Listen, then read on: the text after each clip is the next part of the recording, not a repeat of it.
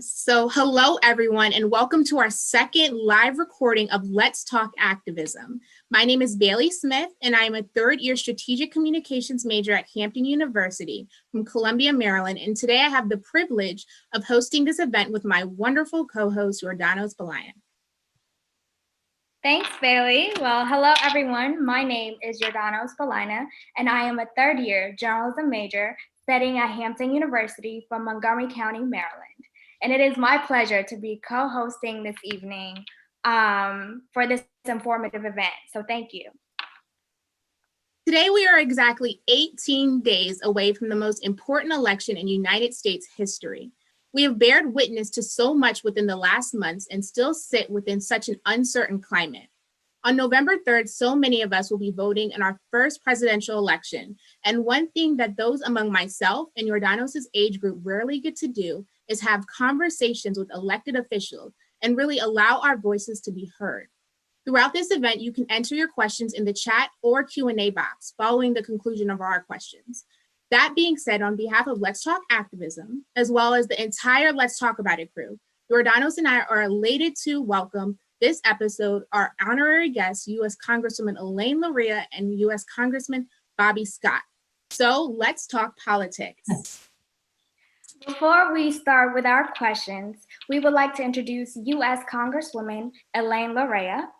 Representative Elaine Luria presents Virginia's 2nd Congressional District. Prior to her election in 2018, Representative Luria served 2 decades in the Navy, retiring at the rank of commander.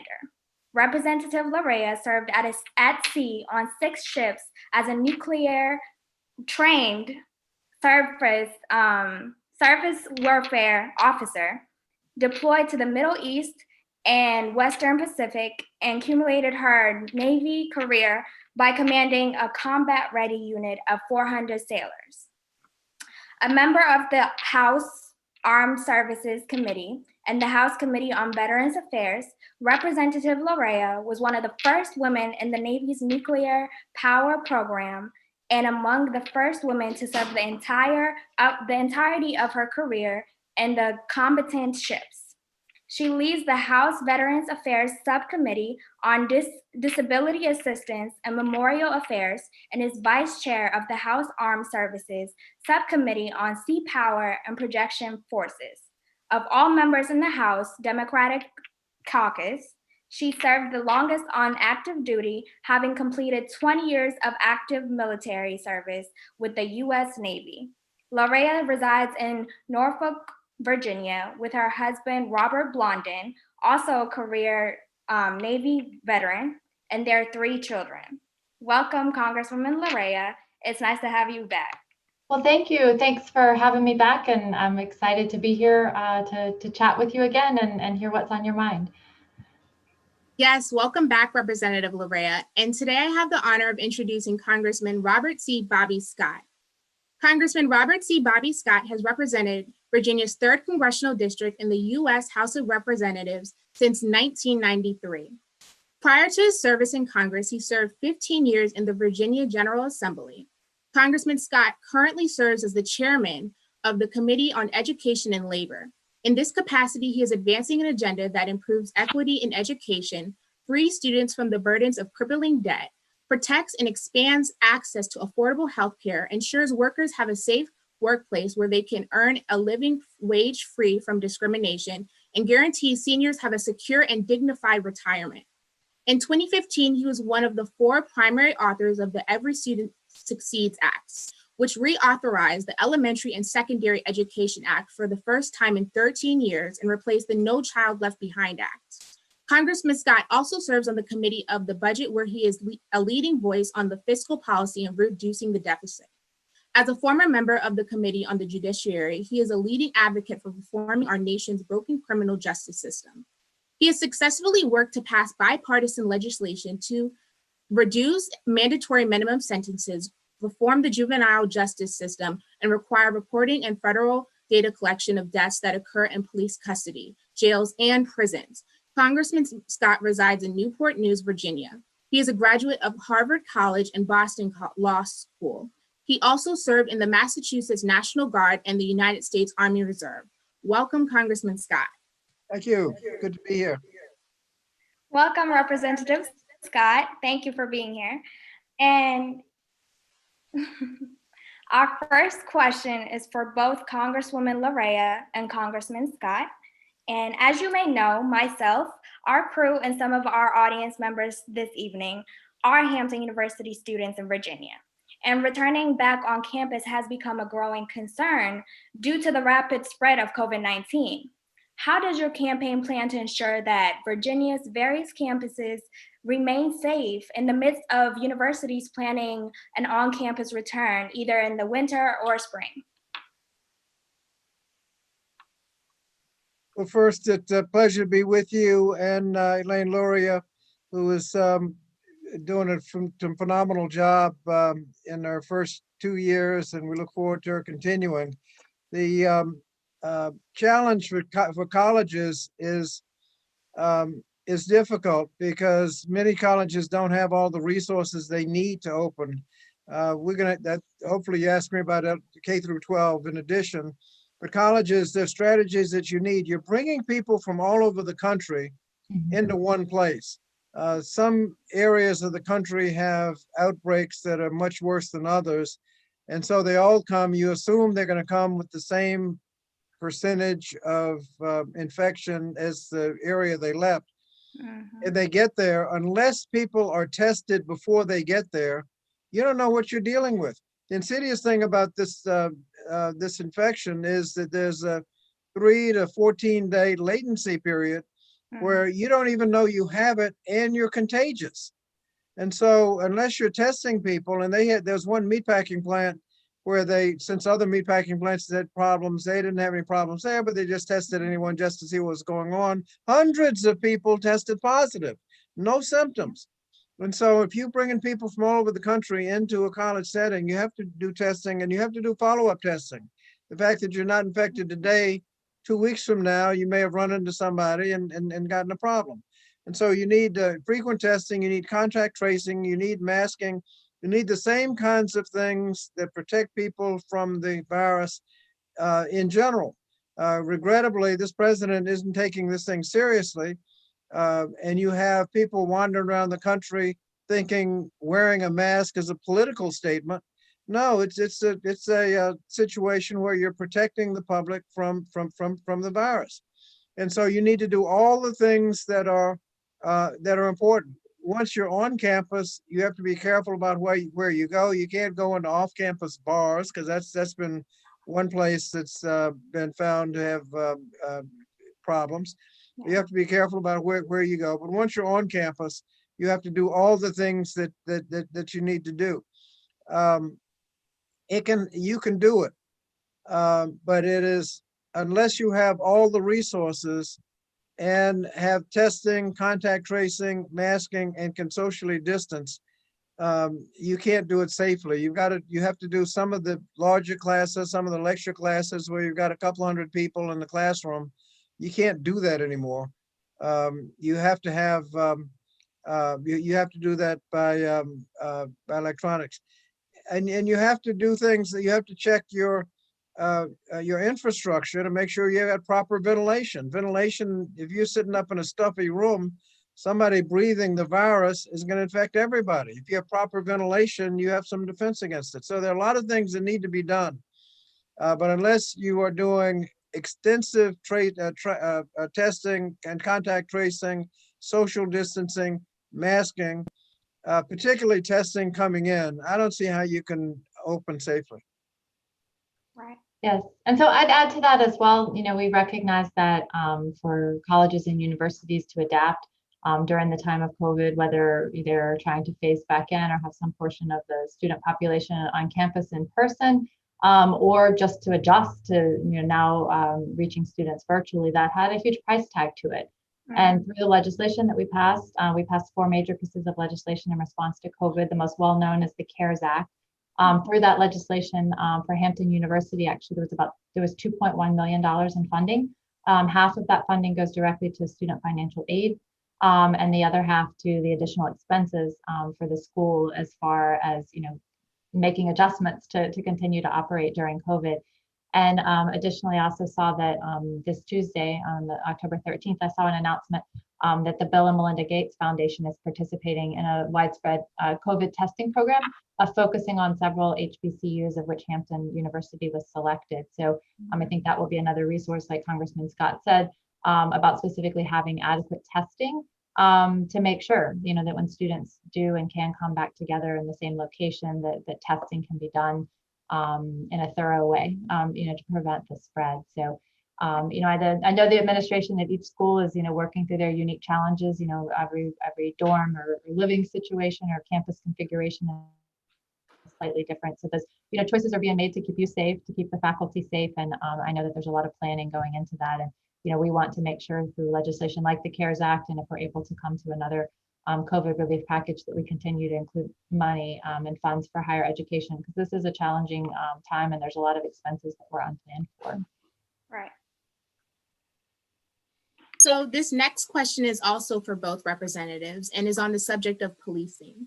Recently, both yourself, Congressman Luria, and Congressman Scott participated in a webinar on community policing. On September 24th, a grand jury indicted only one of 3 officers involved in the Breonna Taylor case, Officer Brett Hankison, who was charged with wanton endangerment. After this ruling, what adequate steps do you feel are necessary for government officials and communities to take as they address community policing and policing in general?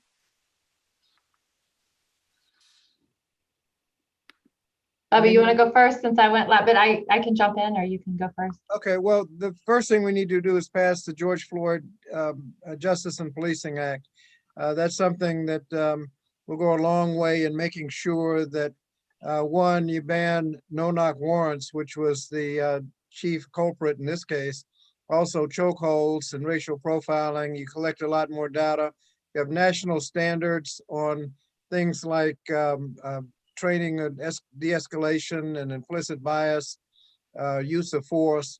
You also have just tweak a couple of laws that will make it vastly easier to hold police officers accountable for misconduct. You make investigations of patterns and practices much easier. But the main thing that people can do is you can vote. Policing is really a political situation. We saw in George Floyd's case that the Attorney General, Keith Ellison, who used to be a very strong member of the Congressional Black Caucus, a few years ago decided to run for Attorney General in Minnesota. He won a close election. He took over the prosecution of the George Floyd case. And right after that, the charges on the first officer were enhanced and the other 3 got arrested. Now, what would have happened if he had lost that close election? Elections have consequences. And in the Breonna Taylor case, I haven't seen the analysis of, they have released the grand jury presentations. I haven't seen the lawyer's analysis of that, but I suspect that it wasn't a good presentation, because there was plenty to show where a indictment could have been made. Indictments are hard to get in these cases. I mean, you have to prove beyond a reasonable doubt that the police officer had the intent and malice of forethought to kill somebody and did not do it out of self-defense. Well, that's a hard burden to show. But in that case, I think with the no-knock warrant and the confusion as to whether or not they identified themselves, it seems to me that I'd like to see that analysis. But the things that we can do is we can vote. The local police are controlled by the local city council. I mean, the chief of police is appointed coming from the mayor and city in Virginia anyway. Mayor and city council appoint the city manager. City manager selects the chief of police. That's a political decision. Who gets picked? The chief of police didn't fall out of the sky, and the people they hired didn't fall out of the sky. You wonder, how did some of these people get hired? if the right people had been selected as chief of police, a lot of these people never would have been hired in the first place. That is a political consequence of, elections have consequences. And so people can't sit by and watch other people vote and elect the mayor and city council and then not participate and then expect the right things to get done. We have to participate. And also we have to encourage young people to join the police force. When you have people from the outside doing the policing, you're going to have a problem. You have to have people in Hampton, for example, that grew up in Hampton, went to high school in Hampton, go to church or other organizations in Hampton. Not just a residency requirement where they came from Chicago and they got to live in Hampton. No, I mean grew up in Hampton, so that whatever they do during the week, on the weekend, they got to explain it to people. You have a different attitude when you know that this person may be related to somebody that you know, rather than, I shoot the person, I'm never see him again. It's not going to come back to haunt me. You just have a different attitude when you grew up in the community, and making sure that those that are people serving on the police force is really just a political question. And so you got to vote.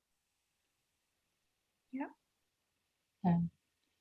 So, what I would say is that, the case of Breonna Taylor is very tragic, and the practice of no-knock warrants clearly led to the confusion, and what ensued after that and her death. And so I'm very glad to see that the General Assembly in Virginia has passed, both the House and the Senate have passed a ban on no-knock warrants. I know that will go to the governor for signature, but at the federal level, that's also included in the legislation that Congressman Scott mentioned, the Justice and Policing Act, which I co-sponsored and also voted for.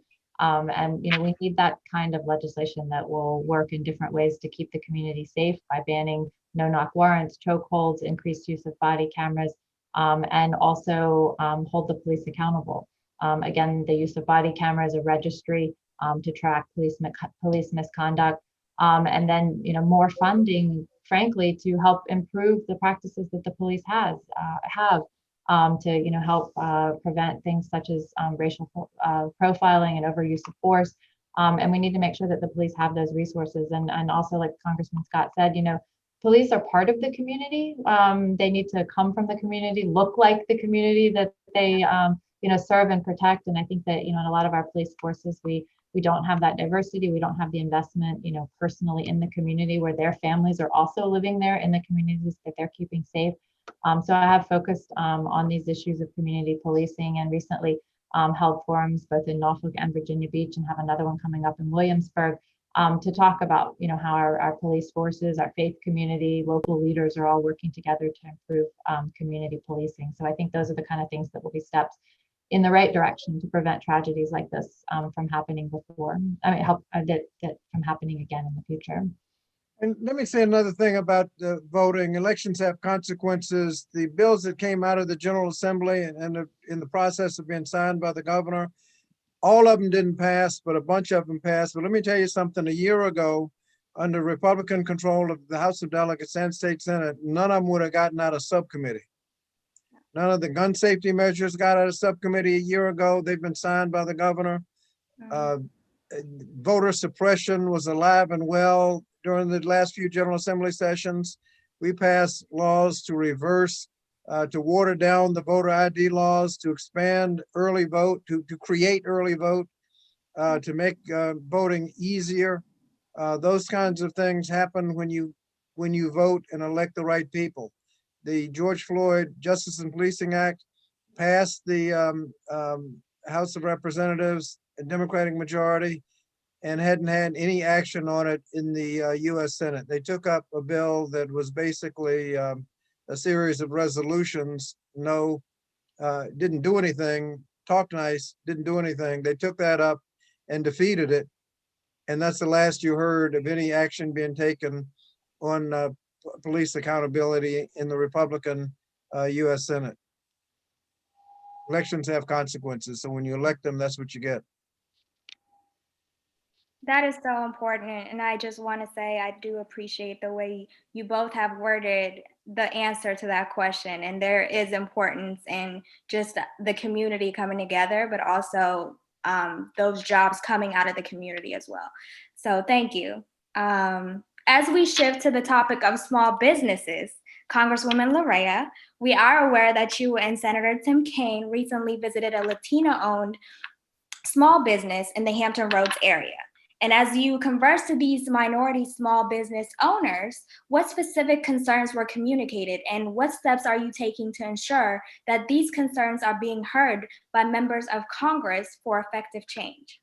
Well, thanks. Yes, Senator Kaine and I did have an opportunity to tour some Latino-owned small businesses through the Hispanic Chamber.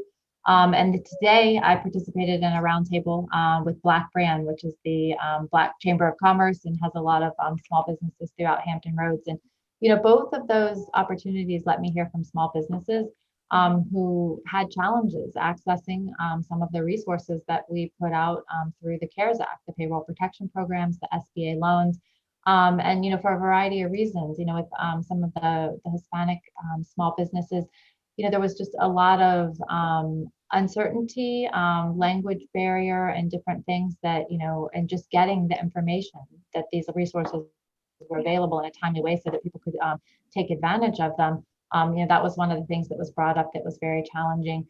And then, you know, a lot of people, you know, just had trouble because they didn't have strong banking relationships, you know, very small businesses, and, you know, don't normally have the need to go out and seek loans or capital, you know, didn't have a relationship set up with a bank where they could walk in and fill out these forms, which, you know, was meant to be a rather smooth and simplified process, became quite complicated because of a lack of a banking relationship or lack of, you know, good, you know, credit rating. Which was surprising to me because the way we set this up, and these were federally backed loans, the bank's only role in this was to administer the paperwork, and the bank actually got a fee, you know, for processing the loan. So it was to their advantage to process them at no risk to the bank itself.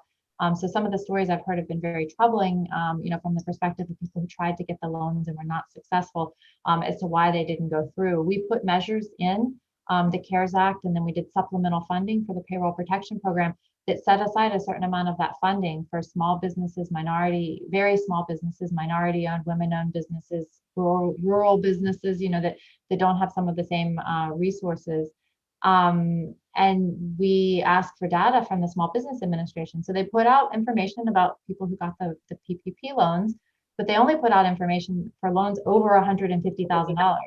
80% of the loans were actually less than $150,000. So we don't really have that data to observe whether it was distributed equitably, as well as, you know, any of the demographic or geographic data as to where those loans went. So I think it's very important that we make sure that the resources that we put out for small businesses in a challenging time like during COVID can reach everyone. And I think we continue to have a lot more work to do on that. Good. So our last question is for Congressman Scott. As you are only the second African American to be elected to Congress in Virginia's history, seeing the historical impact that the Biden-Harris ticket has made, if they are elected, what excites you the most about working with the new administration? Well, there are a lot of things that we have passed in through the House. Hopefully, we'll have a Democratic Senate and a Democratic president who will sign the bills. If we just look at what we've been able to pass in the House, it's been blocked in the Senate, you'll see the excitement that we have. We passed legislation increasing the minimum wage to $15 an hour. That passed. We're in the process of considering a College Affordability Act. That'll be the next thing on the agenda, where we can reduce, where we can significantly increase Pell Grants and significantly make student loans easier to take out and easier to pay off with lower interest rates and more programs for discharges. The administration of the of laws, there's a thing called borrower defense. When people are defrauded by their college, you don't have to pay off your student loan. If you can prove you're defrauded by the college, you don't have to pay off your student loans, basically in the for-profit trade schools. a lot of them are just, you're not getting value for your money. Let me just be charitable. And a lot of them have been found in outright fraud. This administration has been making people pay off those loans right and left. They don't like the bar defense. And even when there's provable fraud, they're not going to get rid of it. Working with an administration that's going to look out for students rather than the businesses will be helpful. But basically, working with somebody, when everybody knows there's a wealth gap in America, Yeah. and we've been doing what we can to reduce the wealth gap. I've mentioned the minimum wage, college affordability, because the best jobs go to those with the best education. The PRO Act, which makes it easier to form a union, to get into a union. Union workers make significantly more than people comparably situated in a non-union situation. They also get better benefits, safer workplaces, and equal pay. In a union contract, men and women, blacks and whites, for equal jobs get equal pay. There's no differential. And so those are all initiatives. We're promoting legislation to eliminate discrimination. If you've done all you can do, you ought not get your reward sabotaged by discrimination. And finally, all of that is within the jurisdiction of the Ed and Labor Committee. There's one important thing for wealth disparity that's not in our jurisdiction, and that's home ownership opportunities. Most middle-class families have a significant portion, if not all of their wealth, in the equity in their home. After 30 years of owning a home, you own the home. And so the full value, and that's an asset. You can send your kids to college with that asset. You can go into business with that asset. If you've been renting for those 30 years, you don't have that asset. And so making sure that the people have home ownership opportunities is a huge part of the strategy to eliminate the wealth gap. But most of the things that we're talking about are within the jurisdiction of the Education and Labor Committee, and working with an administration who will be working with us, not against us, on all of these will be certainly a delight. Thank you so much, Congressman Scott, and thank you so much, Congresswoman Luria. And I really hope that a lot of these initiatives can be pushed forward come 2021. And so that concludes the portion of questions that Yordanos and I have for both of you this evening. And just as we have touched on some of the topics we felt were important today, we want to open the floor to allow our peers and guests to do the same. So we will now open for Q&A. So for our first question, it is coming from our audience who submitted a question, and so we will read it off and then you will have the chance to answer.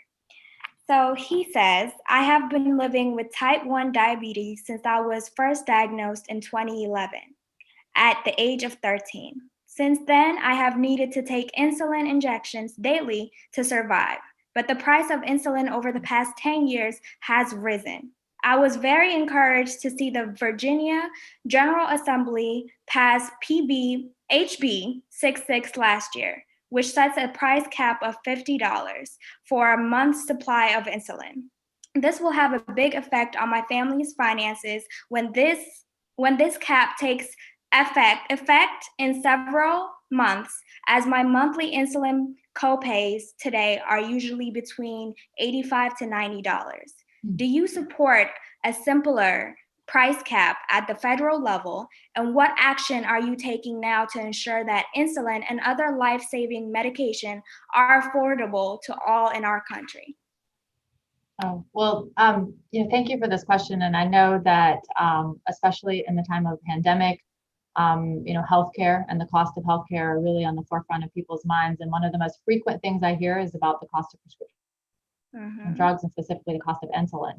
And how that has gone up dramatically. And it is a necessary life-saving drug that people have to have. I know that Congressman Scott and I both supported and voted for H.R. 3, which was a major piece of legislation in the House that we passed this year in order to try to curb the rising costs of prescription drugs, to allow Medicare to negotiate for prescription drug pricing. And we need to do more as well to help make drug companies bring their drugs to the market as generics. There has been such a practice of protracting the time frame by which they can continue to charge the higher prices. And there's also legislation that's being worked to try to force them to lower those costs, after the initial patent has expired on the drugs. And we frequently hear, if you were to go to Canada or somewhere in Europe, the same drug costs, a tenth of the price. So, we are working on legislation to try to help that at the federal level. And, much as Congressman Scott said a little while ago, this is one of the very large stack of legislation sitting over in the Senate that hasn't moved. And, this administration really hasn't prioritized these issues of making healthcare more accessible, more affordable, or cutting prescription drug costs. So I think we're both looking forward in the next Congress to having an opportunity to actually making some substantive change on these issues. So, we hear you about the cost of insulin. We've been working on that in the House, and we will continue to work to try to get the cost of insulin and other prescription drugs down. Thank you. Elaine, Luria mentioned the drug bill that we passed to reduce drug prices, but the question had the word copay in it, which suggests that she has insurance, notwithstanding the fact that she has diabetes. Well, yeah, that's great, because since Obamacare, you can get insurance at the standard rate, no questions asked about your history, and get healthcare insurance at the standard rate, no questions asked. This administration has been, and Republicans generally, have been fighting Obamacare since it began. The House has voted about 70 times to sabotage the ACA. There is a lawsuit pending right now that will be heard in the Supreme Court. The lower court found that the entire Affordable Care Act was unconstitutional, start to finish, including protections for those with pre-existing conditions. The appellate court fussifies it a little bit, and now the Supreme Court's going to have the final word as to whether the entire Affordable Care Act is constitutional or not. And if it is discarded, then we're back to the Wild West, where people with pre-existing conditions will pay whatever the insurance company wants them to pay, without any limitation. Now, I don't know what the Supreme Court's going to do, but I know if we have a Republican Senate, we won't be able to fix it. If we have a Republican president, we won't be able to fix it. If we have a Democratic Senate and a Democratic president, we're protected, because whatever the Supreme Court does, we'll be able to fix it in the General Assembly. We know the Republicans, when they say, "Oh, we're for protecting pre-existing conditions," that's what they said several times during the hearings, when we were pointing out that this new Supreme Court justice is being rushed through so she can be confirmed in time, so she can be there for the consideration of the Texas case to throw out the Affordable Care Act. They want her in there. They said she hadn't made any promises on how she's going to vote, though. So the only thing we can look at is when Justice Roberts switched sides and joined the liberals on the court to make a 5-4 majority, saving the Affordable Care Act a few years ago. She wrote an article, she was quoted as saying she disagreed with that vote. So that's all we got to go on. And so we know when they say they're for protecting pre-existing conditions, that's what they say. The fact that he said it, Senator Cruz said it during the hearing for Supreme Court justice in the middle of an election, when they said 4 years ago that you should never fill a vacancy during a presidential election. The fact that they're there is testimony to the fact that the word of a Republican senator is not good. Right. They said they wouldn't be there, they're there. So then when they say they're going to protect pre-existing conditions, do you believe them? Do you believe them when everything they've done for the past 10 years has been to sabotage the protection?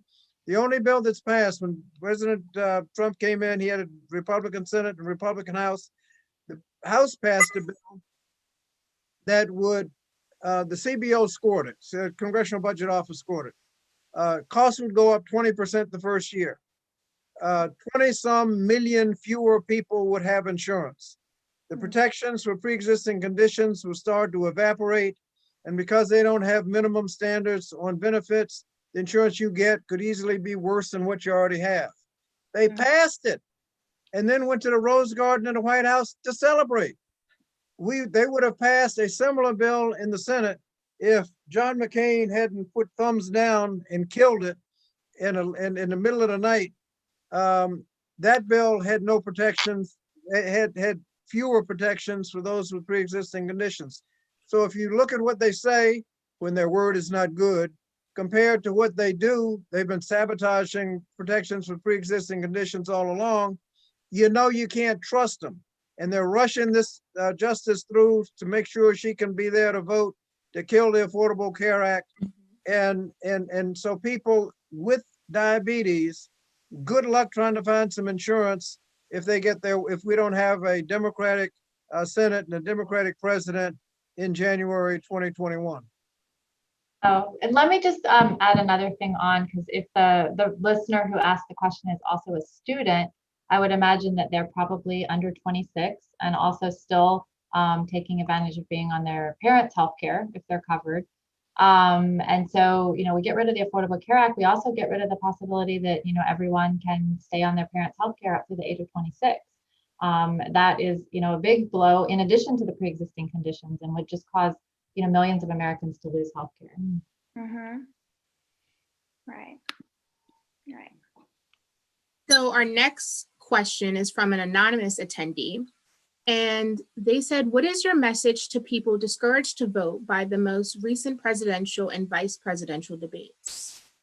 I don't know why anybody would be discouraged. You ought to be activated to vote. You have a presidential candidate who, when asked to disavow white supremacy, not only declined to do so, but talked directly to a group of people, tell them to stand by and stand back and stand by.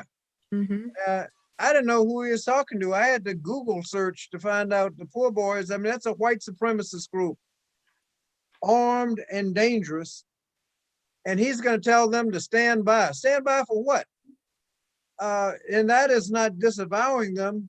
That's, I mean, and if you have any questions about who he was talking to and what they heard, people check their little websites and Twitter accounts. They were delighted to hear the president of the United States validate their little organization. And if that doesn't scare you to death and get you going to the polls, I don't know what will. Either Joe Biden or Donald Trump will be president after January 20th of next year. Just to give you an idea of where Donald Trump is coming from, talking about race, his administration investigated a case at UCLA where a professor was found to have used the N-word twice during a course in class, and UCLA was investigating him.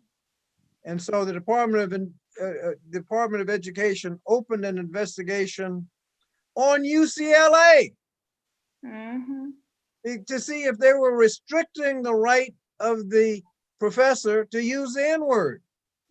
Whose side is he on?